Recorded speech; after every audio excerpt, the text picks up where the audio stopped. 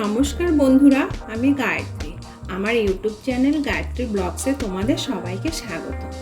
এই দেখো ফ্রেন্ডস, আমি আজ বানাবো কাতলা মাছ দিয়ে চপ। এটা কেমন করে বানালাম সেটাই তোমাদের সাথে শেয়ার করব। তাহলে আমি ভিডিওটা শুরু করছি। নমস্কার বন্ধুরা, আমি গায়ত্রী।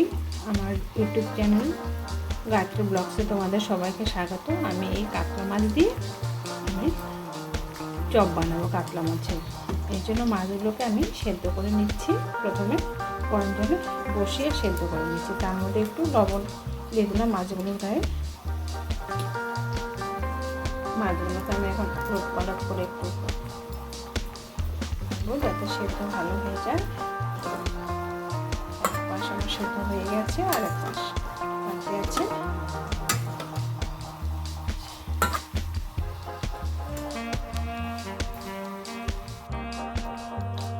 মাছ সেদ্ধ আমার হয়ে গেছে, গ্যাসটা বন্ধ করে দিলাম। দিয়ে দেওয়ার পরে এবারে নামিয়ে নেব।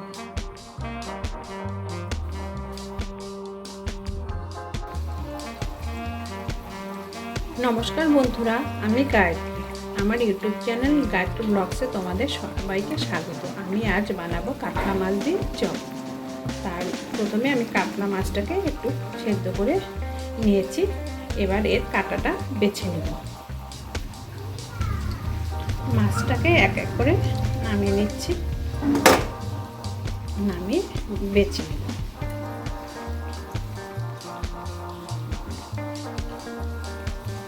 তেলের অংশটা নেব না।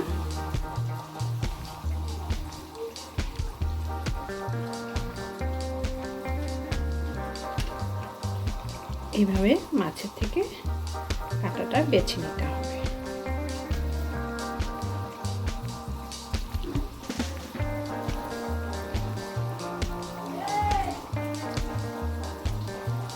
তোমরা এইভাবে মাছের কাঁটাগুলো প্রথমে বেছে নেবে। এইভাবে আমাদের মাছের কাঁটাগুলো বেছে নিতে হবে। প্রথমে আমি আমার বেছে নেওয়া প্রায় হয়ে গেছে। ভালো করে চেক করে নিতে হবে যাতে কাঁটা না থাকে।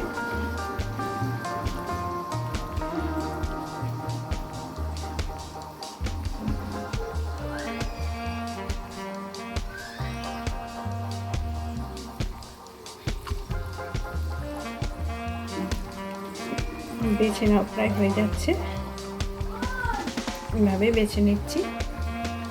প্রথমে এর মধ্যে দিয়ে দেবো লেবুর রস। লেবুটা থেকে রসটা দিয়ে দিচ্ছি।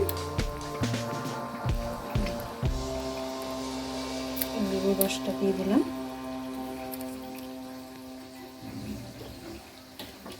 এরপরে দিয়ে দেব একটু লবণ। লবণটা দিয়ে দেওয়ার পরে একটু ভালো করে মেখে নেব। লবণটা মেখে নেওয়ার পরে আলুটা একটু ম্যাশ করে নেব।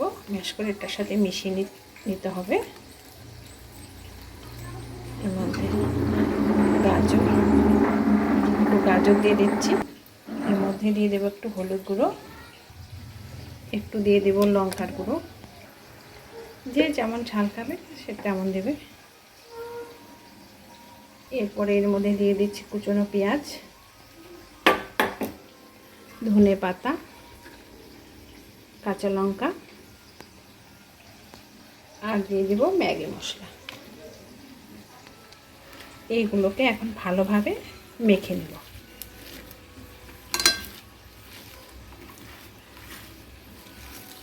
মেখে মিশিয়ে নেব।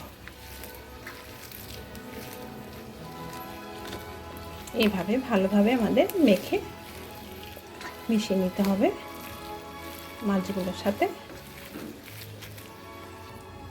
এটাকে ভালোভাবে মেখে নেওয়ার পরে কিছুক্ষণ রেখে দিব যাতে নুন ঝাল সব একসাথে মিক্সড হয়ে থাকে।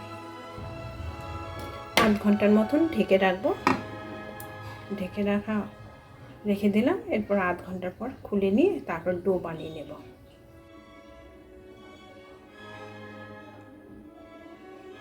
এবারে এই ঢাকনাটা আমি খুলে নিচ্ছি। খুলে নিয়ে নেওয়ার পরে এবারে প্রত্যেকটা এই মাখানো ব্যাটারটা আমি গোল গোল করে নেব, এইভাবে চপের আকৃতি করে নিচ্ছি। আমি চপের শেপটা একটু গোল গোল করে রাখবো, এর জন্য এইভাবে বানিয়ে নেব।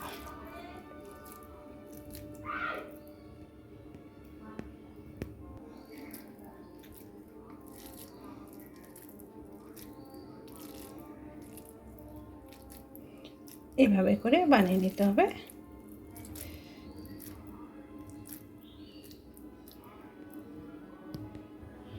এই যে আমি গোল গোল করে বানিয়ে নিয়েছি চপের আকৃতি করে। দেখো, তোমরাও এইভাবে বানিয়ে নেবে। এরপরে এটাকে আমি ভেজে নেব, ভেজে নিলে চপ বানানো হয়ে যাবে। আমি এবারে ডিমটা ফাটিয়ে নেব।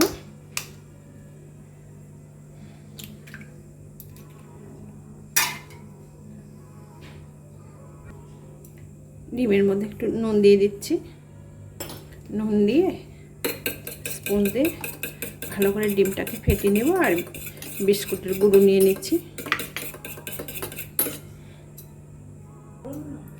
আমি কড়াইটা বসিয়ে দিয়েছি, এবারে তেল ঢেলে দিচ্ছি।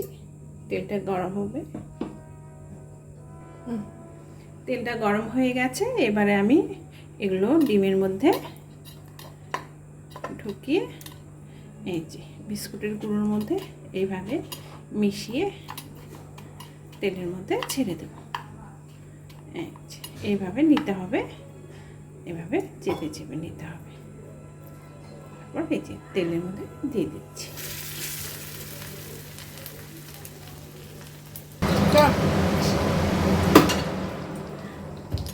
এবারে সবকটাই আস্তে আস্তে এইভাবে দিয়ে দিতে হবে। এভাবে বিস্কুটের গুঁড়োর সাথে মিশিয়ে হাতের মধ্যে একটু চেপে চেপে তারপর তেলের মধ্যে আস্তে আস্তে দিয়ে দিতে হবে। আর একটা দেখাচ্ছি, এইভাবে ডিমের মধ্যে চুবিয়ে তারপরে বিস্কুটের গুঁড়োর মধ্যে বিস্কুটের গুঁড়োটা লাগিয়ে, আমি এখানে টোস্ট বিস্কুটের গুঁড়ো নিয়েছি,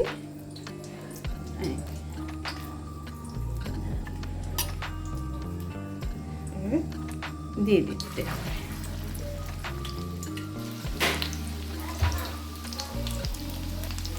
এই যে আস্তে আস্তে এগুলো ফুটে যাচ্ছে, ভাজা ভাজা হয়ে যাচ্ছে। সবকটা দিয়ে দিয়েছি।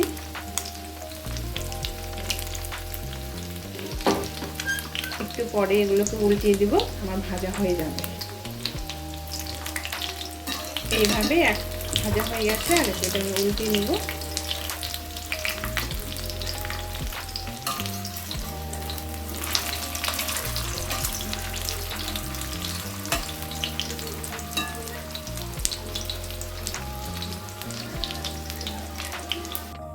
দেখো ফ্রেন্ডস, এই যে আমার চপগুলো ভাজা ভাজা হয়ে গেছে, এগুলোকে এখন আমি নামিয়ে নেব আস্তে আস্তে।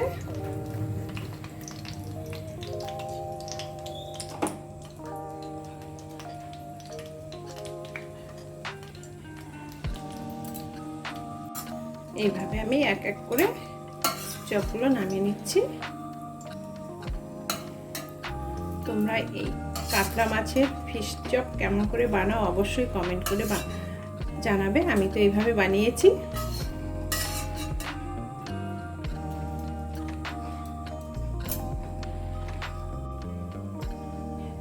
দেখো ফ্রেন্ডস, এই যে আমার গরম গরম চপ আমি নামিয়ে নিয়েছি। বৃষ্টির দিনে এরকম গরম গরম চপ খেতে আনন্দই আলাদা।